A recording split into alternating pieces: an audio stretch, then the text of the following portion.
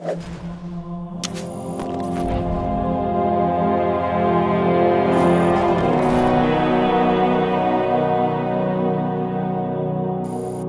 is the awesome DLC map called Tempest. Hey, I'm Sam Jones and I'm a lead environment artist. I'm Rob Adams and I'm a lead environment artist. Mike Bilterman, I own Bungie. Mike Bilterman, I'm a senior level artist. David Aldridge, a network engineer. I worked on performance analysis for Tempest. So you're a perf god, is what you're saying? I'll take pretty much any kind of godhood. Crown king of perf. Perf, if I have to, I suppose. Perf and crannies. Perf and crannies. Crannies are great for perf. So originally this map was called DLC Medium because it's the medium-sized map within a bucket of other 3 maps. It's not small, it's not big, it's just the right size, especially for killing red and blue dudes. And we knew that if we called it DLC Medium, that people wouldn't get attached to the name and we could change it later. Although Medium is an awesome name, I really like it. That's pretty cool. I grew pretty attached to Medium. Dispassionate like me. The map is built to support optimally around 8 to 12 players. It's a bit too big for, say, 4 players, and it's a bit too small for 16. Tempest is a Foreigner weather HQ, which, as you can see here, has these wonderful laser beams that are meant to be some part of the weather controlling system. And then out in the sea here, we have these wonderful, huge shrines with little vortices atop them.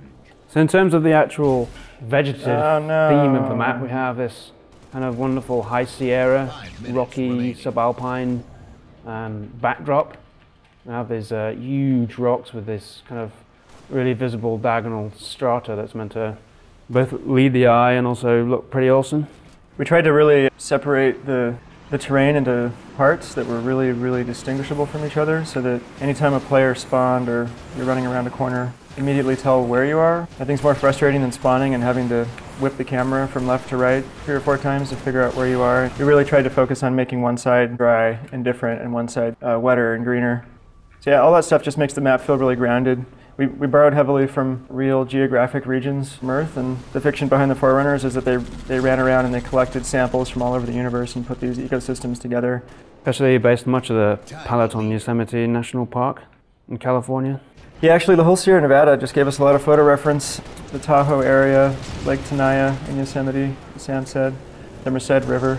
This river that you see down along the cliffs. I had 15 or 20 high-res photo references of the Merced River, and I tried to hit the exact color and the little foamy bits that you see in the water and the way that the waterfalls go in and the types of grasses that you see growing along the side. If anyone notices rocks floating in the water, I'm officially apologizing right now. But rocks do float if they're full of air. They're actually made of pumice. Yeah. Well, grenades float, as we all know, so it doesn't seem like that big of a leap. So we wanted to make this map play really well, and the best way to do that was to playtest the crap out of it. So we playtested almost every single day for about 5 months, and when you play the map yourself, you will find that it really does play exceptionally well, because we put all that effort into it. One of the keys to playtesting... Nice.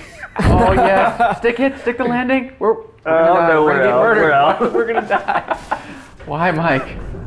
I think one of the keys to getting really, really smooth, tight, focused, and balanced maps is to have the actual development artists that are working on the map take part in the frequent playtests so that they're not just reacting to play again. A bunch of bullet points from playtest sessions and lists of feedback, but they're the ones there that are actually feeling the grief from somebody up on a cliff. So having an emotional investment in the map as an artist, I think makes you a better designer. Because we had our artists playtesting almost every single day, I think that really had an effect on how balanced and tight these maps are. We playtested early on with a Banshee in the default palette, but it proved to be too overpowering, so now the Banshee is only really available in Forge palette setup. It's too awesome, actually, Sam. Otherwise made us cut it. Yeah, it is a lot of fun, but it is quite overpowering. So I think what you're seeing in this map is reminiscent of Forge, but it has a lot of new stuff as well, especially when you consider all the brand new Forerunner buildings that Mike Bilterman made. I think they're the best looking Forerunner buildings we've ever made. They're just stunning. Yes, it has the most expansive palette we've shipped other than Forge World. It has a lot of real estate to actually build upon, whereas the other 2 maps are a bit more constricted. Also the laser beam, you get a Banshee and you fly around and you stray too close to the laser beam, it'll actually EMP you and the Banshee will go in a downward spiral. It's quite a lot of fun. Our producer Sam Arguez didn't want that to happen.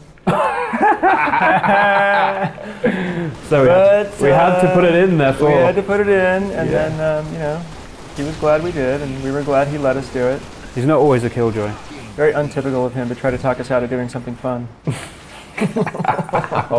He is the killer of fun. Ooh, Captain Fun Killer. Sorry, we can't do that. That'd be too much fun. We don't have the time for that much fun in here. Fun is not in the schedule. He's gonna kill us for that one. Is he here? I'm gonna go upstairs. He'll be shaking his head.